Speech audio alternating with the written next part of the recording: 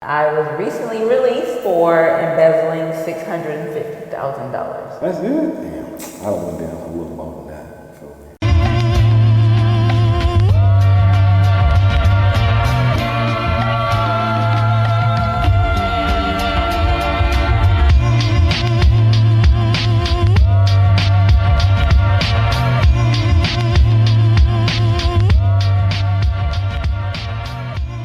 Live from a random alley in the Tenderloin.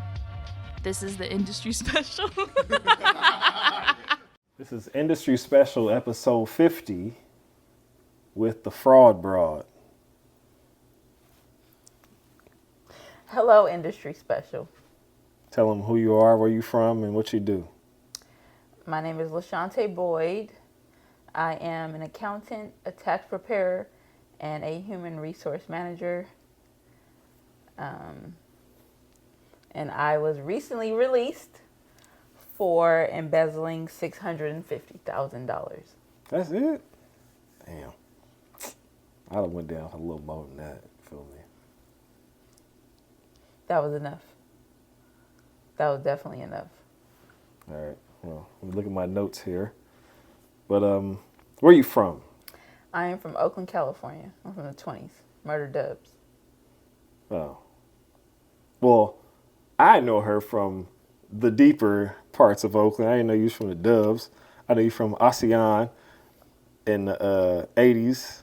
Well, fucking off Bancroft. Yes, I lived on ASEAN for like 10 years. So, that ain't where you from now? Okay. No, that's not Whatever. where I'm from. Fine. I thought you were a little hyper than what you was. Nah, you Asian. Sorry. Whatever. It makes a little more sense now. All right. So we're going to start this off by, this is the industry special. I am smooth as eggs. Like, side. No, I thought. No, so, you know what I'm saying? That you done fucked up now. You know that, don't you? Like, follow, subscribe on all the platforms.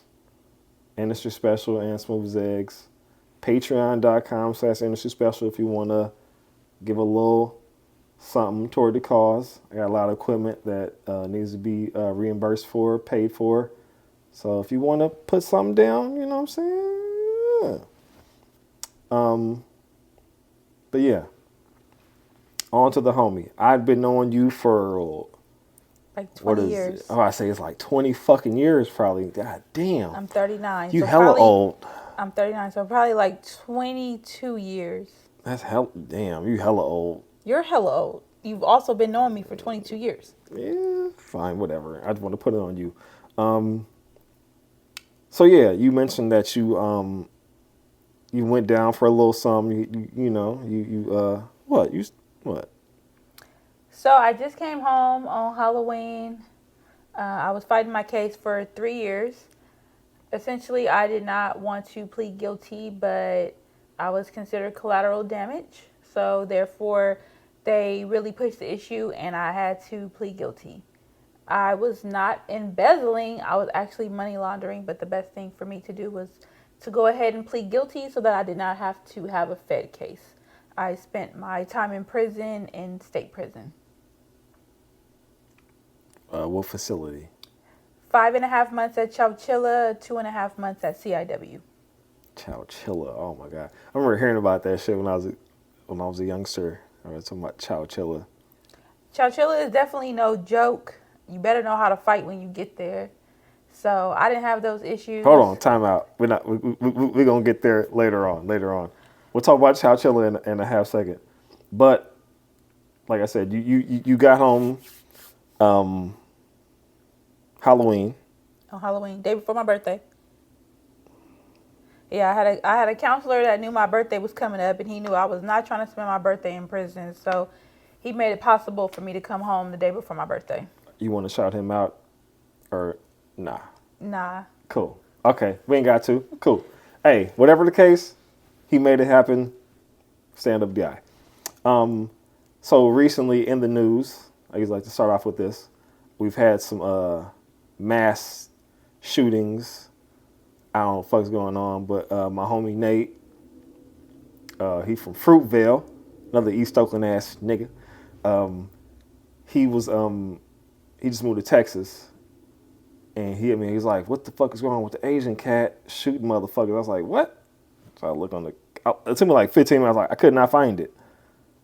But like on the internet, they make it sound like California is just shooting everywhere. But I guess some dude shot up 2 multiple spots, killed 7 people.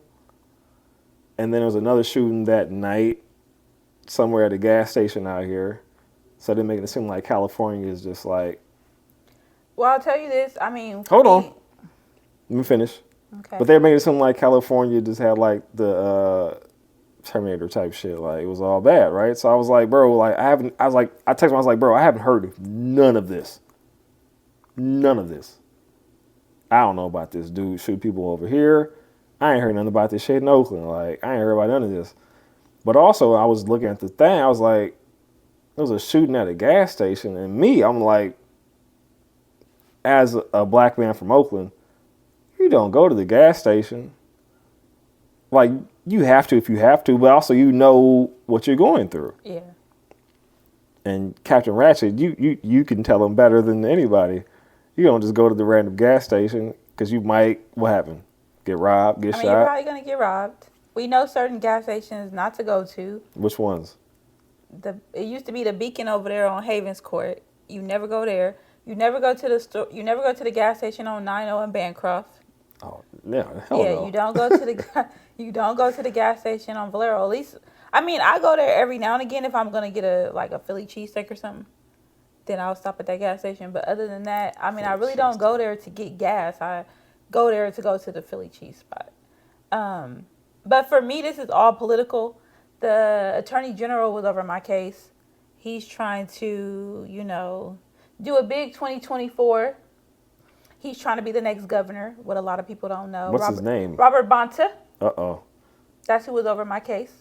I think I've seen that name somewhere. Yeah, so watch out for this man's. His big thing is gun control right now. And since that's a big thing, of course, and what people don't realize is when it's a hot topic, you're going to constantly see it on the news. So it seems like it's a bigger issue than what it is. It's no different than last year, the year before, but now we're just constantly seeing it, constantly hearing about it. So everybody's in a panic, and then that way, when it's time to go vote, you guys will vote for tougher gun control. Are you for tougher gun control? Absolutely not. This is America. You want that strap on you? I mean, now that I'm a felon, I cannot even carry guns anymore. But also, if you could, you would. I don't like guns personally, but I feel like for those who that's their thing, they should have it's their choice. So if they want to have all the weapons in the world, the thing is with gun control, what bothers me and what they're trying to do, if people are allowed to get guns legally, I don't see what the issue is. They should make it where they have to get them legally. When you make it illegal, it's more of a hot thing. It makes people want it even more because it's something that they cannot get. So when they talk about gun control, if you really, really look, we have more gun violence when it's illegal, because if somebody is an illegal gun salesman, you can charge more because they're illegal now. It's like the war on drugs. Exactly. So, when they talk about gun control, it really don't make no sense, because if people want a gun, they're going to get it whether it's illegal or illegal. So, Thanks. And it's California, and it's East Oakland, so. This is not East Oakland. I mean, we're not in East Oakland right now, but I mean, Oakland definitely not going. I mean, their gun control is not about to stop folks from getting guns. Negative. So It's not stopping anybody. The only thing it's going to allow them to do is put more people in prison, and that's at the end of the day their goal. So a lot of folks don't realize these Democrats, these liberals who talking about, yes, I'm going there. These liberals who talking about gun control. You need to go focus on where they invest their money, and a lot of them have money invested. Are you a conservative and a Republican? I am a capitalist. I am a conservative, but I am an independent. Oh Lord. Okay. Well, fine. Let's look at the next topic on Hunter. So like I said, we have these mass shootings out here. And I've been knowing you for, you said 22 fucking years now? 22 years. Jesus Christ. I didn't know that was that long. But yeah, I've been knowing her for a hell long. Let's talk about the old days. Nope, what? The fuck is so funny? Our old days was full of drunk nights, y'all. Okay, but Like, let's talk about, remember when the hyphy shit was going on? Like, remember me and you when we was kicking it, and like, you was living off Bancroft, so nigga, you probably could never have a real night's sleep.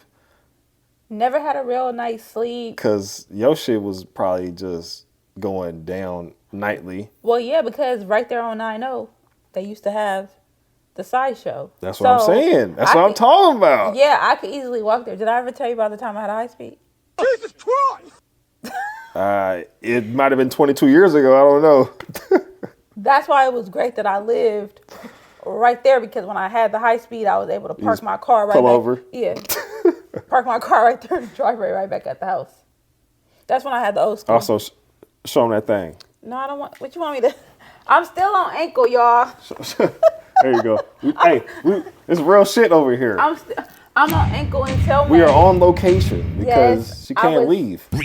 She's locked down. I was released from prison early for me doing well, so they put me on early release. What'd you do so well? Work like a fucking slave. Because You don't have no choice. there Really? you go. Prison's you don't fucking really. modern day slavery. That's It's right. modern day slavery. I started out making 8 cents an hour. 8 cents an hour. When I became the senior cook, I was making 32 cents, and everybody thought I was hella Senior rich. cook, 32 cents an hour. 32 Lock that in cents. your fucking brains, y'all. Yeah. So you know when people are out here trying to do hella shit and they think like, oh, they ain't tripping off going to prison. My thing is, it's like, oh, I don't want to be on no square shit. Okay, but when you go to prison, you're going to work, because if you don't work in there, then you get written up, and if you get written up, they give you more time. So you have to program. There are supposed to be things that are changing as far as the laws, where they can no longer make people program, but essentially, yeah, you're going to be working like a slave. Never did I think I would be a slave in 2020. I wanted to end this on the jail tip, Okay. so we're going to put a pin in that. I know I have certain memories about that, and I'm coming from North Oakland to East Oakland Right. to get up in that shit and then go all the way back to North Oakland.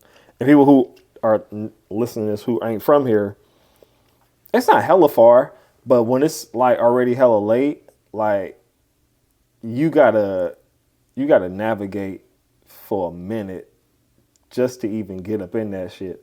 Or if you in that shit, you in there, you locked in, like it's over. Like you like if you come home from work and you fuck around and get caught in a sideshow, you just ain't getting home. That's true, and depending on where it starts, because like Yeah, but I'm saying if you fuck around, street. you just luck out, and you some grandmama or you some mama who just fuck around and just come home late, and you make the wrong turn and you get caught, you gonna honk forever, because nigga, you ain't never get. No, you're not getting out of that. Nope. So I don't know if you have any stories beyond your high speed, which you didn't get into detail about, but I got some. But I'm gonna let you go ahead and. I'm trying to think of my. Okay, you know what? The most fun. Okay, the most fun sideshow I had, it was in the 50s. Oh, It was right there on 55th. It always start that way, and then then get deeper. But the most fun was in the 50s on 55th, and everybody had their old schools, and everybody just stopped and got out their cars. Always. And started a whole ass See, party. you stop and got the car because it get to a point where you just couldn't drive no more. So you just park your shit and got the car. And everybody turned their car. It's like 7,000 songs at the same time. Yes. And nobody know what the fuck is playing unless you close to a car. You're like. And you know where else was a good spot? At Ben's Burger. But that was hella deep out there. I know, but to me, that was a good spot, because at least you can also park in their driveway, right? And then everybody can be out there. That's in the hundreds for those who don't know. Deep. The Deep East. So I always liked it over there. For the people who could actually swing their car, I've seen a few people get hit because people can't swing their car. Oh, I saw a nigga get shot because he couldn't swing his shit and was about to hit somebody. Yeah, it was tough. If y'all ever saw, like, what was the fucking DVDs they had back then? It was like all the hoods and shit. Whatever the case. They came to Oakland and you get the little DVD, and it's like, oh shit, it was like, you know, the Oakland little sideshow shit, and it was like, you know, somebody be swinging their shit and be like, oh, they ain't dope. And then some motherfucker out there who don't know the fuck they doing, and they just, you know, tail fly out and hit 8 people. It was like, oh man, don't do that. Well, here's the thing. Remember back then, we had the Black Saturdays. And so, but you were a little bit younger than me. So we used to have the Black Saturdays. A little bit younger. You were a little bit younger. We used to have the Black Saturdays, right? And this was the parties where you had to call a number to know where the party was going to be at. They never told you. Oh, I don't know nothing about this. See? You never went to a Black Saturday? Nope. Oh, man. I never called a number to find a party. Okay, so there used to be these parties called the Black Saturdays. And you called a number. What year is and this? That's when, this is like 77? 96 to 99. Oh, hell no. And this when Bia was out. This when Lil Jon was like the shit. This when 97 to 99? Yeah, remember when? No. It's a robbery. Listen, I was in elementary school. I wasn't doing. Well, see, youngin. Well, I'm OG out here. We used to have Black Saturdays. You called a number, and they told you where the party was. You never knew before that because they didn't want the police to know. What time did you call? Like around 9, 10. Oh. And I used to break my neck. That's how I learned to drive, y'all. When I was 15 years old, I did not have a driver's license. I lied to my uncle and told him I had a permit, and he rented me a car. And it was me, my This best. sounds like a story I've heard before, though. Yeah, because it was me and my best friend Toya and my other friend Tiant. And I had the car. The party was in Burlingame. Oh my God. Right. Never really drove before. And you went all the way to Burlingame? I went all the way. The 3 of us went all the way to Burlingame. I had to make it to that party. Sounds like a setup. Well, you know, there was this one party that was so crazy. Oakland decided to go to East Palo Alto. So all of us from Oakland thought that we could fight the people in East Palo Alto. But East Palo Alto got the Usos, the Tongans. Also, they ain't got nothing else to do but fight. They whooped our ass. They ain't got nothing else to do Real but trap fight. shit. They have nothing to do but fight. We got beat up. Yeah, of course you did. Out here, you can do shit. Out there, they have nothing to do but just fight. They did not come to play. Yeah. So, but yeah, it used to be all kind of crazy parties. I went to a New Year's party out in Sac. I had to make it to everything. Everything. Every single one. Where did this come in the situation? Why do you drink Seagram's gin?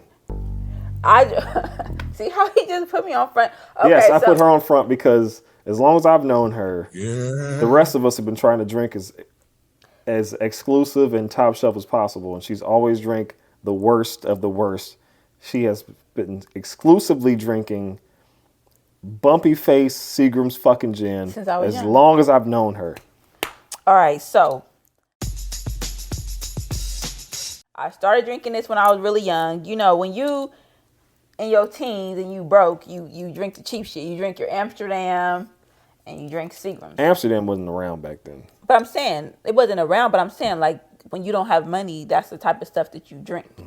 Okay, so I started with the Seagram's, right? The bumpy face. And then this never gave me a hangover. When I drank tequila, I was fighting. When I drank Hennessy, I was ignorant. So with the... Ignorant is the... No. Ignorant. Hold on. Ain't you...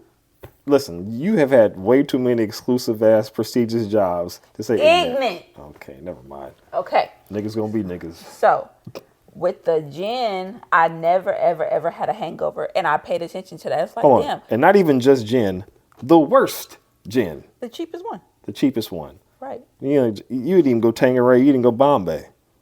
Those didn't hit, it didn't do the same job. The gin, like right now, see, this is what I've been drinking tonight. You see, I'm mellow, I'm chill, you know?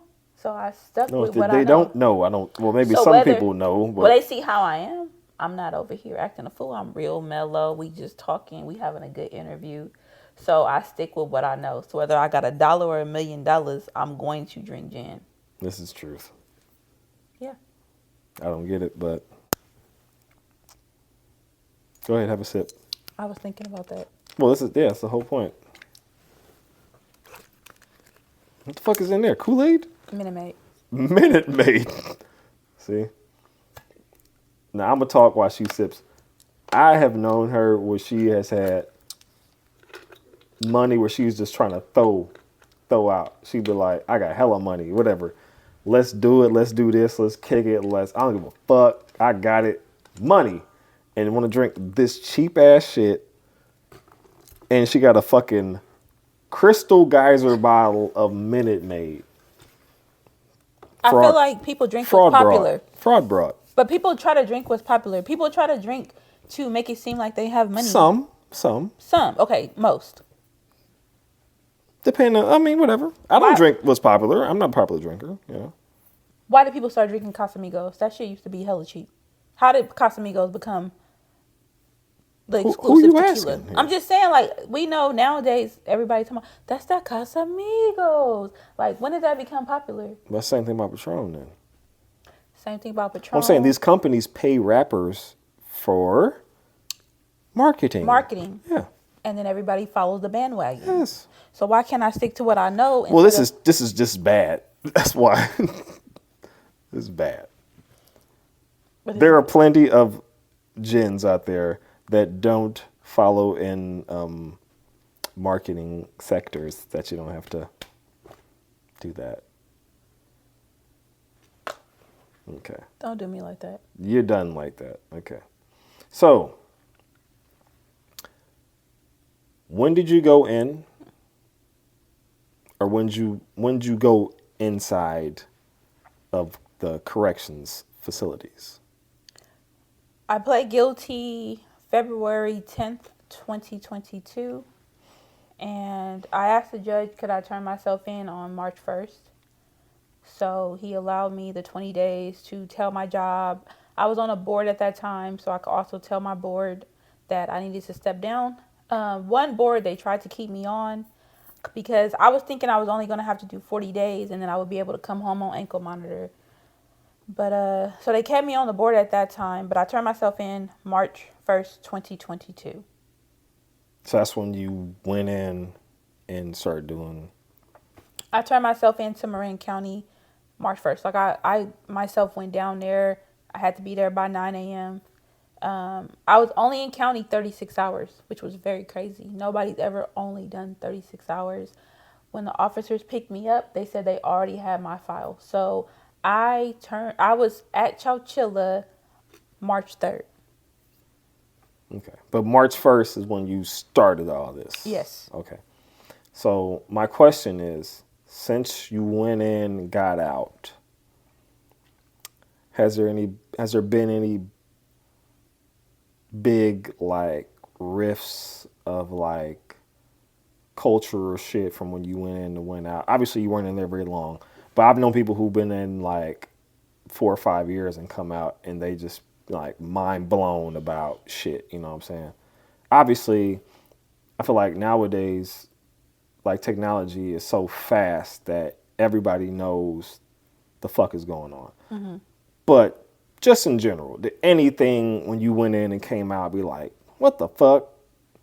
Or like a change in anything? Because like it could have been like, whatever the case. I'm just asking. I think one of the biggest things that changed for me was I was kind of shocked when I came home, the price of things. It really changed drastically. Like inflated?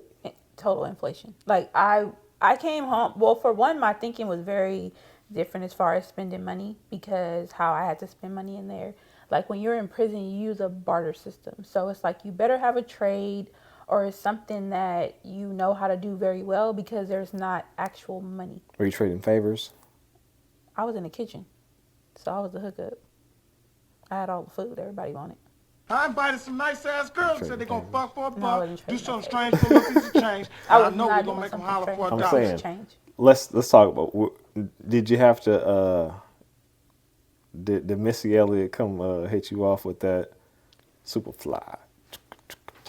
So, as you know, I'm a total tomboy, right? So when I went in there, you know, it was a lot of women who were hitting What on me. women?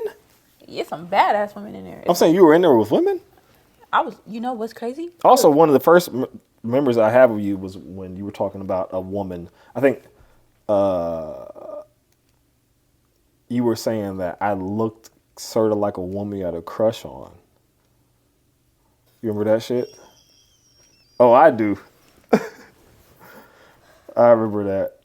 Well, you know. Like after we hadn't talked for like 3 or 4 years, and you would like hit me up, it was like, oh fuck. I was on Facebook, like when Facebook kind of like had like started bumping up. I don't want to say no names. Who was it? I don't want to say no names. Tell me. We're not putting on wax. Why? When we can talk about that. Oh my God. Well, in prison, there was a lot of women. From me being a tomboy, they was definitely on me. I had a bunkie that was so mad. What does that mean? Like a person you roommate. I had a roommate. So you were just in room with one other person? Okay, you were in so like a big ass pod, like how they do with the niggas in Santa Rita and shit. Well, at Chowchilla, it's an 8-man cell. So at Chowchilla, it was 8 women. But when I was at CIW, it's only 2. What does CIW stand for? California Institution for Women. Okay, where's that located? That's in Corona, Southern California, like near LA. Down there, you was just two to a cell or two to a bunk or whatever the fuck y'all call it. Yes. So for the first, so that was your girlfriend. Definitely not. That's why she was mad. No, for real. That's why she was mad because. Oh, she thought she had that thing. They put their hands on you. And they tried to, man. And one dude gonna come try to grab me from the back. That's how they called me. That's how they brought me in. From the back? She wanted to fuck with me. She was a badass Mexican. She was fine as hell. Jesus Christ. But the thing was, like, my mind was not on that. Like, I'm trying to go home, and she was trying to have her first real, like, lesbian experience. And so a lot of women thought that I was, like, a lot of women was trying to really, really, like, have me be their girlfriend. But they're crazy there. Like, they're sex crazy.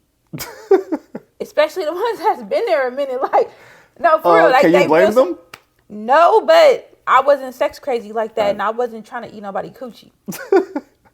Say it again. You calling a coochie queen, you lit liquor. I was not trying to eat nobody coochie while I was in there. Like, my mind was not on that. Oh, man. But you know what, though? Okay, so I will say this. Being in prison, like, if you go in there with any insecurities, you will not have any more because you're naked all the time. So it's like you're seeing...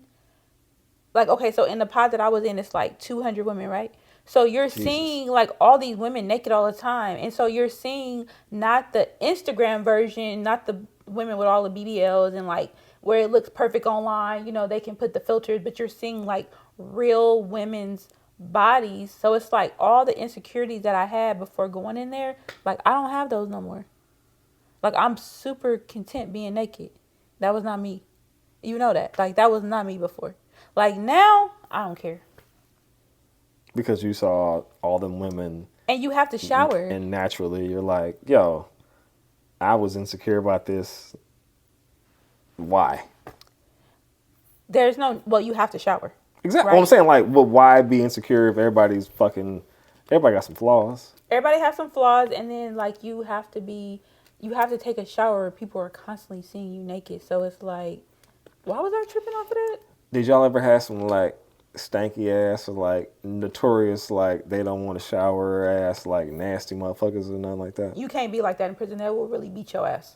So no, they force your ass to get in that. It'll shower, work like that, yo. No, for real. Okay. So in prison, that's the thing. Like they are super clean in there. You have to do 3 showers a day. You got to take off your shoes before you go in your pod. Like they do not play. It's super dusty there, so your blues, which is your prison clothes, you do not sit on your bed with those. You put on your regular clothes where you have your grays. But you gotta take a shower in the morning, take a shower after work, and you take a shower before bed. If somebody is hella dirty, like you really getting your ass beat. That's out. Ain't nobody about to sit there and smell nobody funky ass. Well, thank God for that then. Yeah, that's definitely not happening. Because it messes, like somebody came in there, they had scabies. And like this other girl had. It's like fucking skin lice or some shit like that. Please. So she got her ass whipped. So whoever beat her ass got scabies too. No, but it wasn't like one person. Like. So everybody got scabies. They dog walked her like. Yeah, because then her bunkie got it. Yikes. So since you got out and you got that thing on you, have you started like binge watching anything, or have you gotten into any type of habits that would be super opposite of the jail life that you know? I've been so busy writing my books. So when I have free time, if I'm not working, I've been writing my books. So How many books are we talking here? I have 2 books that will be published this summer. We're getting there. Okay. Okay. 2 books in 2 the summer. books. Okay. So we talked about jail. What's the life after jail like? Because we talked about the process getting there and then you being there kind of, and now we got, so what is this like so far compared to how you were before you even were investigated compared to now? Before, I was considered like a total professional. I received an award for the best top 100 in finance. I think I was highly regarded. It's been very difficult for me now because now I'm considered like a scammer. It's different business wise, so people are kind of wondering, did I really get the 650,000? To me, it's a little bit, I feel like people discredit me a lot. So even though I've been working since I was 15 years old, all the hard work I've done throughout my life it's like everything's into this small little box. Like that 650,000 was the reason why I had the cars that I had, the jewelry that I had. And it's like, well, wait a minute, y'all. Like I've been working all my life. Like if you look back in the day, I was consistent. But all of a sudden now I'm dealing with, oh, she only had all that shit because of this case. And that kind of bothered me because I feel like people always want to find a way to discredit you. And that gave them the leeway, you know, like, oh, she wasn't really as professional. She wasn't really working as hard as she said. She was scamming. And that hurt me a little bit. But then it also let me know who to get out of my life. Yeah, it's different because it's like now I see who really rock with me. Since I've been home, I've had companies who still want to do business with me, so I'm very thankful to them. I have been able to continue my business, so that's been good. But it showed me whether or not I was a hustler or not because I lost everything. They had a season freeze, so all of my assets, cars, bank accounts, IRS, CDs, jewelry. The police robbed my house. I remember she used to have fucking, every time I see her, she had like 3 new pieces of jewelry. Yeah, the police robbed my house. She was dripped in gold. Like I love gold. I mean, I still love gold. Yeah, but like she have twice as much as this shit on, and then twice as much in the bedroom. I thought I was Slick Rick. For real, you were Slick Rick. I love. You know what? Though? You just weren't British. What's sad is I can say that LaShante, a lot of people knew. What they didn't know, I was buying all that stuff to fill a void. I was very, very unhappy. So I was buying all these things to try to make myself feel better. And it worked for a while, don't get me wrong, because it's like where we from, people judge you based on the things you have. So where I'm riding the Benz, you know, I got my Land Rover, everybody thinking life is great. But deep down, I wasn't really happy with myself. And so I was buying all of these things. And it's like now I'm more, like I love who LaShante is now. I still like nice things. That's, my daddy raised me that way. So I'm always going to love jewelry, but I don't have to fill the void. Like now I'm buying it for me. I'm not buying it to try to impress people or to try to make myself feel like I'm successful. But I'm still going to buy my jewelry. Rick, there's so many diamonds around your Rolex, we can't tell what time it is. I wear a $15,000 Rolex, gold around my neck, Rolex watch around my wrist, looking so fine. I got the big Rolex watches. I got everything that's going on.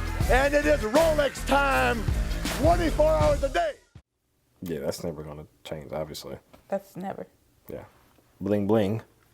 But like, yeah, since coming home, like, people have to understand it's an interesting journey. I was on 23-hour lockdown sometimes. I know people don't talk about it, but that shit is hard. I don't think human beings are supposed to be in a room that long.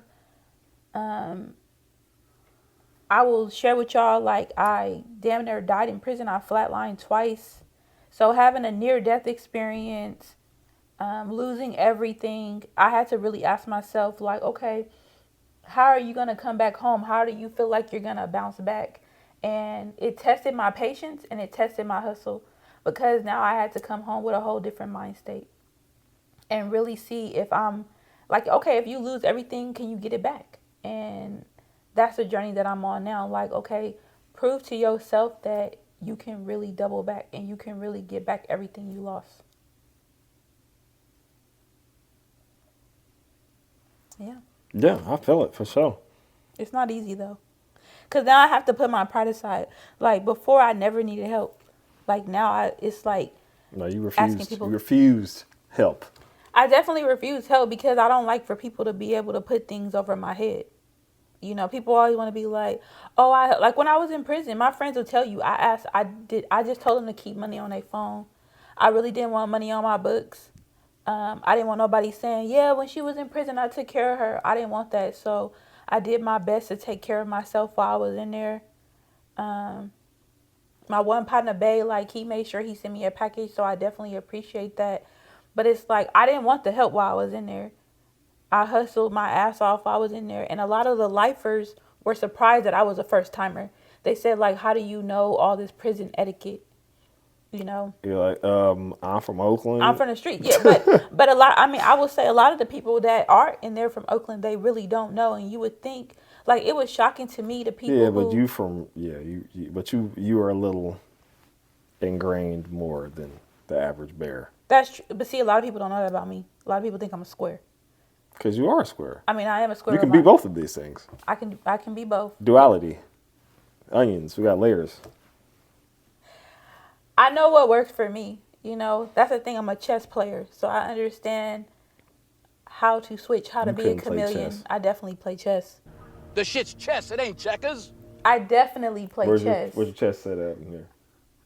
I see a Buddha. I see an elephant. Where the fuck's the chess set? It's in a. We're in her house. We're on location because she can't leave. We're on location because I got a curfew. Big facts. Yeah, no chess set in here. I do have a chess set, and I do play chess. You forget I'm a nerd. Okay, so I am publishing 2 books. The first book is going to be called Braud. It's not specifically about my case. It's about all the fraud I've done since I was like 12. So you just snitching on yourself. No, I'm not really Everything. I wouldn't say I'm necessarily snitching, but I feel like folks like a good American greed story. Like, I've always done shit. I've always been super under the radar. Nobody never knew. Like, you didn't know what I had going on. The fuck I didn't. I mean, but you didn't know in detail. For one thing, you talk a lot, so I did know. You didn't know exactly. You didn't know the amount of money. No, of course not. Okay. Also, I never asked these type of questions either. I'd be like, yo, you need to fucking chill. That's why I was like, yo, you did actually tell me that. chill. You did tell me that. Chill. Every time you tell me, I was like, yo, okay, cool. You be like, what you want? You want some shoes? You want some fucking jewelry? I'm like, I don't want none of that shit. Like, you need to chill. Am I lying? I couldn't chill though because I felt like she come through and she always trying to just ball the fuck out. And I was like, you need to fucking chill. You know, the thing is, when you grow up without money, it's like you measure your success by money. Like, you the last nigga with no money, huh? And you got to take risk. You got to take risk. And I never thought I was going to get caught. So, you know, that was the thing. And as I told you, I didn't. As I feel, I don't feel like I stole the money. So. Yeah, I've been hearing that for probably 8 years now. I don't feel like I stole it. How can I steal the money and they also said I helped her get $10 million? Hey. I'm just saying, allegedly. Don't implicate me in none of your I'm not shit. implicating anything. I'm just saying, how do you steal? Hey, feds, I don't know anything. Well, you don't know nothing, but it's always all documented in my discovery. Like, how do you steal from somebody that they claim you helped? Okay, fraud, Braud. Yeah. Where'd you come with this name? Was this in jail? So when I came to prison, it was they always ask like, oh, what are you in here for? When I first got in there, like I didn't really tell people because I didn't know them and I didn't really feel comfortable telling them. But then after a while, like I told people and they used to joke and they'll call me fraud broad. So I was Is that like, a common terminology no, in there? Or they just gave that to you? They just gave that to me. Okay. And so... So when you come out with this book, nobody's going to be trying to be like, oh, man, she took that shit from me. I was with her over Child Chilla, Pod 44. No, the person who gave me the name, like I told them, I'm definitely going to dedicate the book to them. Oh, you going to give them some money too? I'm going to give them some money for sure. Because that's such a cool name. I mean, Fraud Bra, like, that's perfect. I wouldn't give motherfucking nothing. But they felt like I was Martha Stewart in there. They was like, I don't get why they put you in here. Like, you're super square. For one thing, you are Martha Stewart, because she was a motherfucking thief, too. Insider trading. Thievery, yes. But they would just felt like I was too square to be in there. Like, I really shouldn't have been in there. I read hella and books also, I said the same thing. If you listen to me and you would have just calmed down a little bit, your ass would have been still on the top of the hill. You got a little, but see, your ass was like, I'm going take 2, for the gusto. take 4, take 8, take 16, take 32, take 64, and you just kept going. Yeah. Yeah. Okay. I mean, hey, I learned my lesson, sort of. Sort of. You hear that, Feds? I don't. She said it, not but me. see, I don't have to worry about the feds because that's the thing. Like, I have learned. No. You gotta go bigger now. No, it ain't even a bigger. I know too many legal ways to make money now. Hey, we're gonna do it this time. We're gonna go. No, I know too many legal ways to make money now. We're gonna do it this time. I'm gonna take this shit off. Don't listen to him. I know too many legal ways, and that's where. See, that's the thing. That's what they're mad about. Is that now I know the real way to really get it. No, I don't got to do all that. You know the real way to get it? I know the real way legally. Okay. See, while I was in there, I also read... What's the second book before you implicate yourself? The second book is called... The second book is called Pickles and Popsicles. And it's about oral sex perversion. Whoa. Oh, that's funny to you? Because you won't be laughing when somebody prematurely pops. That's a flip. It stinks. So it goes from Fraud Broad to Pickles and Popsicles. Thank you very much. Continue, please. Continue. Okay, I was going to say, I felt like you were always and mind the stepchildren. You was always a corner store eating ass nigga. I can see you eating pickles for sure. We probably would hit this corner store here got some pickles. You probably pickle with a Kool-Aid ass nigga, huh? Pickles and Popsicles had to do with how I got so good at sucking dick. Man, I'll suck your dick. Come on, man, just hook me up. The fuck you just say, Whoa, nigga? okay. That's what it's about. So we got fraudulent book and oral sex book coming out. Well, yeah, but see, in prison, a big thing is like sucking dick. No, not just sucking dick, but like sexual books, because you can't have sex in there. Like, yeah, with the women, but it's like you want to read about fantasies. 50 Shades of Grey was a big book, so I said to myself, like, how can I monopolize off of what's hot right now? And I was thinking, like, on a personal level, what's my sexual thing? What's something that I can write about that people will be very interested in? And I came up with that name because it was like, what got me really into that? And I remember just when I was younger, when I would eat pickles and popsicles, like I used to act like it was a penis. Jesus! So I got really good at it. You've already started writing it, though? I already started writing it. I've written 40-some pages now. How much have you gotten into the Fraud Broad book? That one, I'm about halfway done, so... like 100-something pages. Because I'm starting the story from when I was very young. I'm starting it like, how did I get from being the girl who was just doing petty theft to what was considered the nonprofit scammer? I'm giving you a timeline of how does someone, a black woman, become this accountant that's trusted with all this money to the point where I'm able to scam and they're saying they knew nothing about it. So I'm giving you guys like a really good story, but it's a fun story. It's not like a tell-all book, or I'm trying to like help you guys understand why I didn't have no co-defendants. It's more of a like, people want to hear about scams. Everybody done heard about the PPP, the EDD. People want to know how people got away with that shit, you know? So it's like, this is how people want to start doing scams. Well, I tell you, me living through it vicariously through her, it was fun listening to it until I was like, yo, I think you need to calm the fuck down. And then I ain't hear from you for a minute, and then I didn't hear from you for a minute, and then I heard from you. He was like, "Oh yeah, I'm out." I'm like, "What you mean you out?" Well, see, that's the thing. I didn't even know her ass went to jail. So there you go. I didn't really want to tell people when I went in. It was embarrassing. I never felt like I was gonna go in. I thought I was gonna be able to just get ankle monitor. Listen to me. Yeah, if I would have listened to him, he's a know-it-all. If you guys are his listeners, you know he a know-it-all. But I felt like I was a first timer. Like they could have let me just get ankle monitor, but the DOJ picked up my case, and it got so big that somebody definitely had to go to prison, and I wasn't expecting that. So, I mean, I learned a lot. Start snitching on niggas. No, I definitely didn't. I'm joking. No, I definitely didn't do that because I was offered immunity. I said I'm joking. Well, I'm letting them know I was offered immunity, didn't take it. That was out. I felt like I'll just do my time and come home. And that was a big thing too, because I told them I'd rather be called a thief than a whistleblower. Like where we're from, you're not about to be. I'm not about to be called no snitch. So we don't do that shit. Nope. I mean, no. Who professionally, me as an accountant, I'm trusted with people's books. Like, if I'm a thief, at least somebody can say, like, okay, she did what she did in the past. I'll give her a second chance. But a whistleblower? That means you're telling on the company. No, nobody would not want to work with me. So, that was out.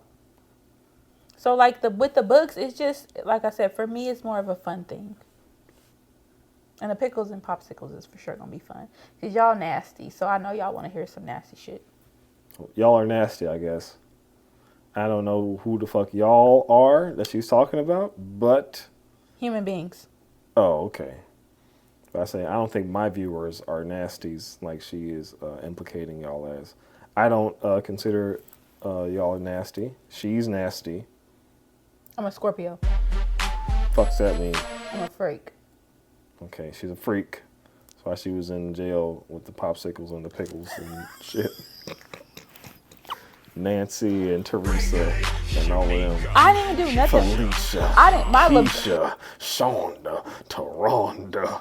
My libido was finito in prison. Yeah, I'd probably be on the same hype. So, was not horny in there at all. I was so focused on coming home immediately. Yeah, I'd be focused on not going. But... this is about it. So if you have anything else to say to people, let them know. And then tell them all your information. If they want to reach you, where they can find your books when the books do drop. Okay. Got a link or a fucking whatever. The book is going to drop. The book is going to drop summer of 2023. So this year, around July. I can be reached on Instagram. It's Braud.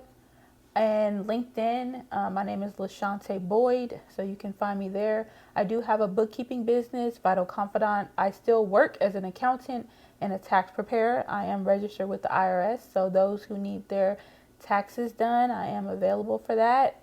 Any bookkeeping, accounting, human resource management, I do still work in the business. I might need to hit you up. Yeah. Seriously. I mean, it's January. I need my taxes done. I know you can cook some shit up. Here you go. What? Legally. I read that tax code book. I'm on, like, you know how Donald Trump, how they looking after him, but they can't find nothing on him. I don't know nothing about him. I don't know about no T word. No T words over here. Anyway, they trying to get him for tax fraud, but they can't get him because everything he did was legal according to the tax code. So I know about that. I read the tax code book while that makes me smart. So I learned all the loopholes. I thought you knew this shit before you went down, but okay, fine. I know more. Yeah. This is the industry special, episode 50. Wow. Yeah, big 5-0. That's crazy. Big 5-0. How you feel about that? And you from the 50s. Oh yeah, big 5 over here. Fuck you mean? Drew down over here, North Oakland. Yeah, so this is Industry Special episode 50.